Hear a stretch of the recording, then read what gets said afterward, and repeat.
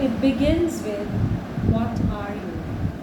Hollered from the perimeter of your front yard when you're 9, younger probably. You will be asked again throughout junior high and high school, then out in the world in strip clubs, in food courts, over the phone, and at various menial jobs. The askers are expectant. They demand immediate gratification. Their question lifts you slightly off your pre-adolescent toes, tilting you not just because you don't understand it, but because even if you did understand this question, you wouldn't yet have an answer. Perhaps it starts with, what language is your mother speaking? This might be the genesis, not because it comes first, but because at least on this occasion you have some context for the question when it arrives. You immediately resent this question. Why is your mother talk so funny? Check the English, right? Your neighbor insists. Your mother calls to you from the front porch, has called from this porch overlooking the sloping yard since you were allowed to join the neighborhood kids in play. Always this signals that playtime is over, only now shame has lashed itself to the ritual. Perhaps you'd hoped no one would ever notice. Perhaps you'd never noticed it yourself.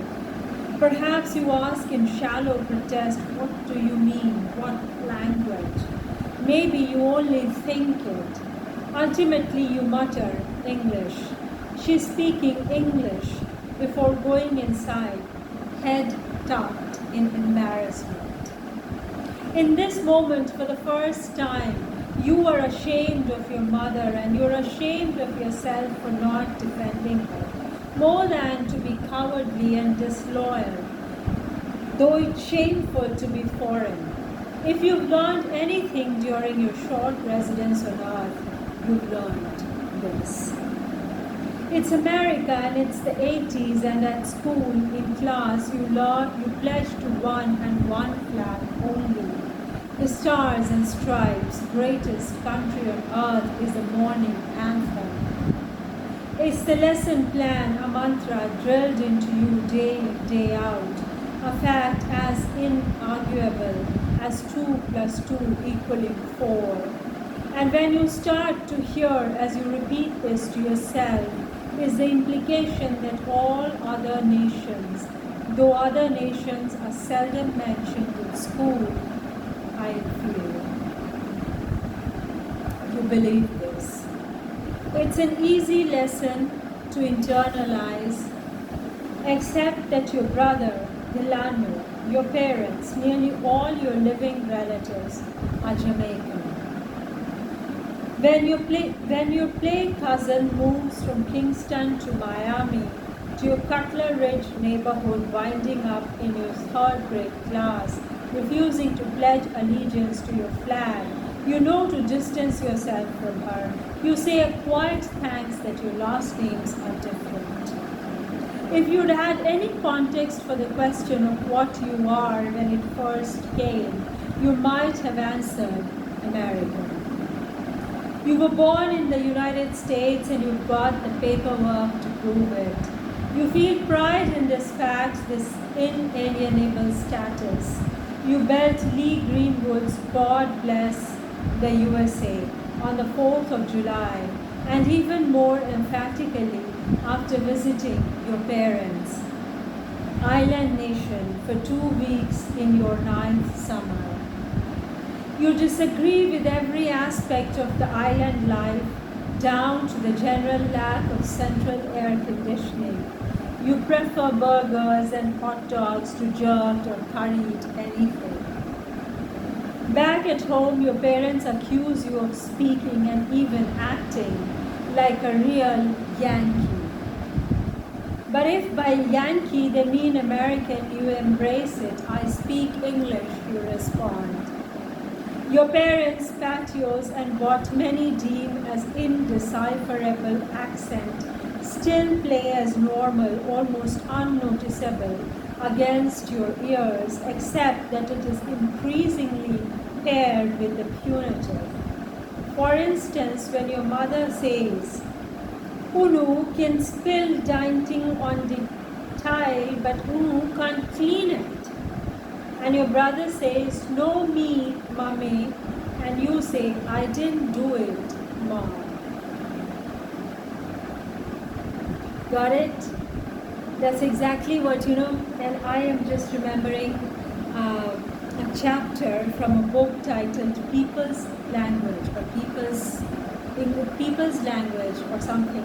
The book was called, at least the chapter was called People's English, and it talks about the various dialects of England. So here he's talking about the dialect, or rather the Jamaican flavored, accented English that his Jamaican immigrant family is speaking, except that this youngest child is really born in the United States and how he fits in. Isn't it amazing?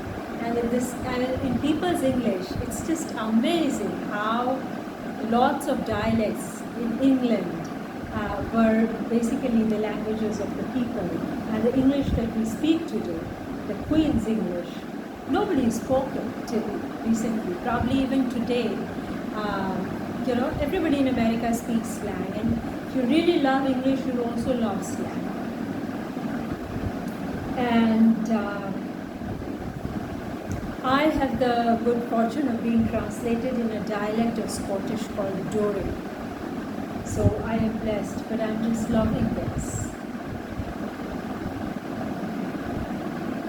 The duppy becomes the scapegoat for all the inexplicable activity that takes place in and outside your house. The duppy broke your mother's vase, then tried to glue it back together. The duppy hid your brother's report card underneath his mattress. The duppy possessed your father, dragged his body out for drinks after work and didn't bring him home until morning. A duppy or ghost or even a grown man can be difficult to discipline. So you and your brother alone share the punishments.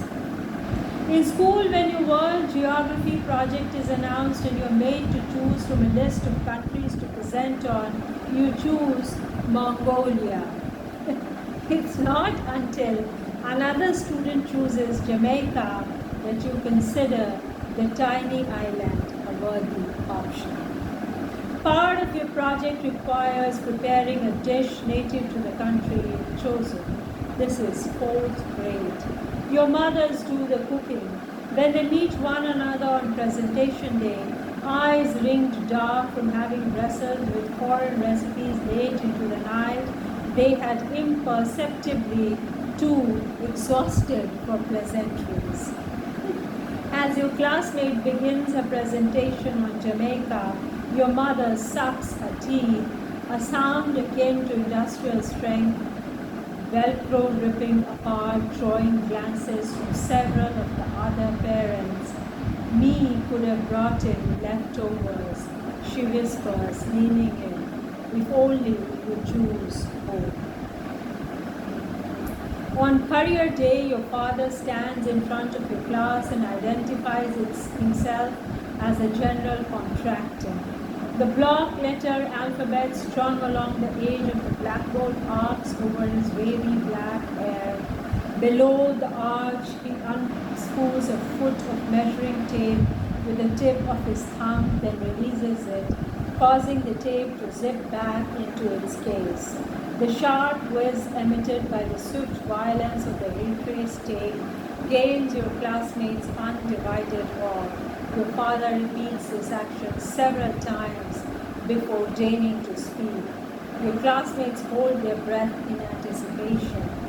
As he explains that when man need them, bathroom fix is me, get all the plaster and PVS anting, and it's me, the worker man came nice up to place. A string of snickers breaks out in the classroom's back row.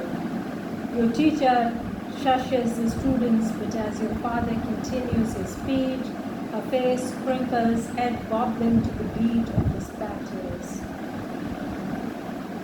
You concentrate on the pink surfacing over her cheeks, the color spectrum helping you determine the magnitude of this disaster.